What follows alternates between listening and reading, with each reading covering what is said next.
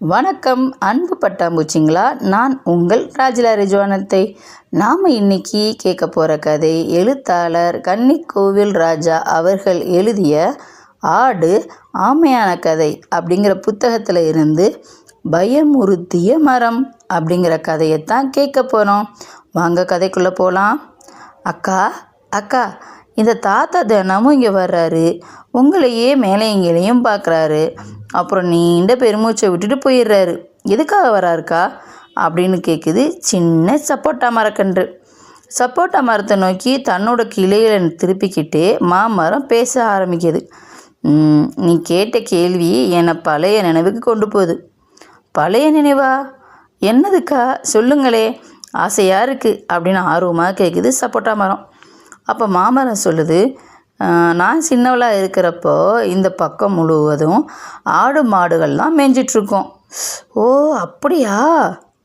ஆமாம், ஆடு மாடுகள் மேயாமல் நம்மளை போன்ற மரக்கன்றுகளை பாதுகாக்கிறது பெரிய வேலை.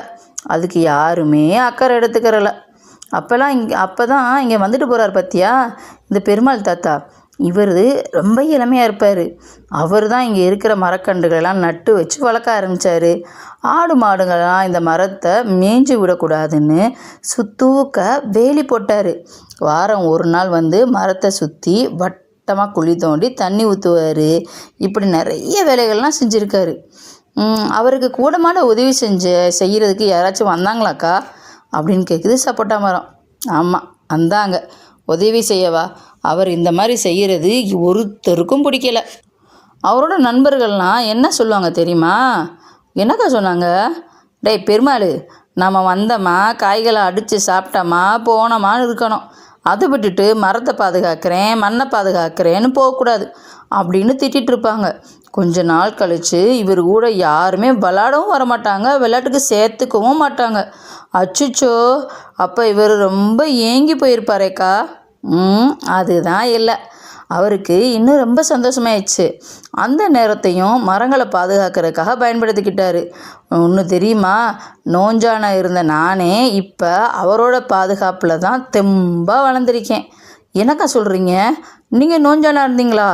எங்க அந்த கதையை சொல்லுங்களேன் அப்படின்னு சப்போட்டா மரம் ஆர்வமாக கேட்குது. ஆமாம், ஒரு தடவை நிறைய பசங்க எனக்குள்ளே விளாண்டுட்டு இருந்தாங்க. விளையாட்டில் ஒருத்தன் தோற்று போயிட்டான். தோற்ற கோவத்தில் என் பக்கத்தில் வந்து நின்றுக்கிட்டு என்னை உடச்சி போட்டுட்டான்.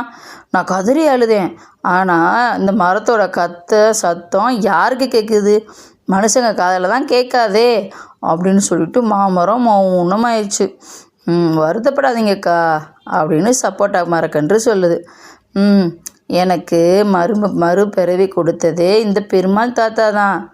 நான் உடஞ்சதை பார்த்துட்டு பசுஞ்சாணி மஞ்சள் வச்சு கட்டினார். கொஞ்ச நாள்லையே நான் சரியாயிட்டேன். அப்புறம்தான் என்னை சுற்றி வேலி போட்டு விட்டார். இந்த உடஞ்ச தழும்பு கூட இன்னும் மறையாமல் இருக்குது பாரேன் அப்படின்னு திருப்பி காட்டுது. இதெல்லாம் சரிக்கா, அப்புறம் ஏன் உங்களை தினமும் வந்து பார்த்துட்டு போகிறாரு? ஓ அதுவா, அவர்கிட்ட இன்னொரு நல்ல குணமும் இருக்குது. என்ன தெரியுமா? மரத்தில் காய் காய்ச்சி பழமாகும் காலத்தில் அவர் விதையெல்லாம் சேகரிப்பார். சேகரித்த விதைகளை பல ஊர்களுக்கு அனுப்பி அங்கெல்லாம் மரங்களோட சந்ததிகளை உருவாக்குவார். இப்போ எனக்கு காய் காய்க்கிற நேரம், அதனால தான் தினமும் வந்து பார்த்துட்டு போகிறாரு. அவருக்கு பசங்க யாரும் இல்லையாக்கா அப்படின்னு சப்போட்டா மரக்கன்று அவங்களுக்கு இதெல்லாம் பெரிய விஷயமா தெரியல. ஆனால் இவர் செய்கிறதுக்கு எதிர்ப்பு தெரிவிக்காமல் இருக்காங்கல்ல, அதுவே பெரிய உதவி தான் அப்படின்னு மாமரம் சொல்லிச்சு. ஆமாக்கா, உதவி செய்யலைனாலும் பரவாயில்ல, தொல்லை பண்ணாமல் இருந்தால் சரிதான். ஆமாம் அப்படின்னு சொல்லி 2 பேரும் பேசிக்கிட்டாங்க. ஆனால் அக்கா, இங்கே வர்ற பசங்க உங்களை குலுக்கி பிஞ்செல்லாம் வீணாக்குறாங்களே. ஆமாம், இது போல் பல காய்கள் வீணாக்க தான் இருக்காங்க. அவர் ஏதோ ஏற்பாடு செஞ்சு பார்த்தாரு, ஆனால் ஒன்றும் சரியாக வரல. அதனாலலாம் இப்போ தான் நேரம் கிடைக்கிறப்பெல்லாம் வந்து பார்த்துட்டு போகிறாரு. அந்த நேரத்தில் அங்கே ஒரு சத்தம் கேட்குது. டேய் அங்கே பாருங்கடா, மாமரத்தில் நிறைய பிஞ்சிட்ருக்கு, இன்னைக்கு பறிச்சிடலாம் வாங்கடா அப்படின்னு வேகமாக ஓடி வர்றான் மிதுன். டேய் வேணாண்டா, அந்த தாத்தா வந்தாருன்னா வம்பாயிரும் அப்படின்னா சிவா. அட போடா பயந்தாங்கொழி, நீ வேணா இங்கே நின்று தாத்தா வர்றாரான்னு பாரு, நாங்கள் போய் பறிச்சிட்டு வரோம் அப்படின்னு சொன்னான் குமார். சரி சரி சீக்கிரம் வந்துடுங்கடா அப்படின்னு சொல்லிட்டு சிவா தாத்தா வராரான்னு காவல் காக்க ஆரம்பிச்சிட்டான். அக்கா இதனக்கா வம்பா போச்சு, இப்போ தான் சொல்லி முடிச்சிங்க, அதுக்கொன்னையும் வந்துட்டாங்களே அப்படின்னு பதறி போச்சு சப்போட்டா மரக்கன்று.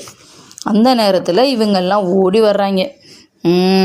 இவங்களை விரட்டுறதுக்கு என்கிட்ட ஒரு வழி இருக்குது அப்படின்னு சொல்லிட்டு மாமரம் தன்னோட முழு பலத்தையும் திரட்டி அத்தனை கிளைகளையும் சேர்த்து காற்றோட உதவியால் இடது பக்கமும் வலது பக்கமுமா வேகமாக உடம்ப ஆட்டுது. டே குமார், இவ்வளோ நேரம் அமைதியாக இருந்த மரம் என்னடா இப்போ பேயாட்டம் ஆடுது, எனக்கு பயமாக இருக்குடா, நான் வரல அப்படின்னு ஓடுனா மிதுன். டேய் பொருடா, பேயும் இல்லை ஒன்றும் இல்லை, வாடா போகலாம் அப்படின்னு கூப்பிட்றான். ஆனால் டேய் இந்த மரம் இவ்வளோ நேரம் அமைதியாக இருந்துச்சு, ஆனால் இப்போ பாரு பேயாட்டம் ஆடுது, நான் வரமாட்டேன்டா அப்படின்னு சொல்லி வேகமாக ஓட ஆரம்பிச்சிட்டாங்க. அதுக்குள்ளே அங்கே சிவாவும் மிதுனும் ஓடி வந்துட்டாங்க. அக்கா உன்னோட யோசனை ரொம்ப அருமை, நான் கூட வளர்ந்த பிறகு இந்த யோசனையை பயன்படுத்த போகிறேன். ஆனால் என்ன, நான் வளர்ந்து காய் காய்க்கிற பருவத்தில் எனக்கு உதவி செய்ய யாராச்சும் இருப்பாங்களா அப்படின்னு தான் தெரியலை அப்படின்னு சப்போட்டா மரம் சொல்லுது. நம்ம போன்ற மரங்களுக்கு எத்தனை சிக்கல் வந்தாலும் காப்பாற்றிக்கிறதுக்கு இயற்கை பல வழிகளை கொடுத்துருக்கு. அது மட்டும் இல்லை, பெருமாள் தாத்தா மாதிரி நிறைய மனிதர்களும் நமக்கு உதவி செய்வாங்க அப்படின்னு சொல்லுது மாமரம்.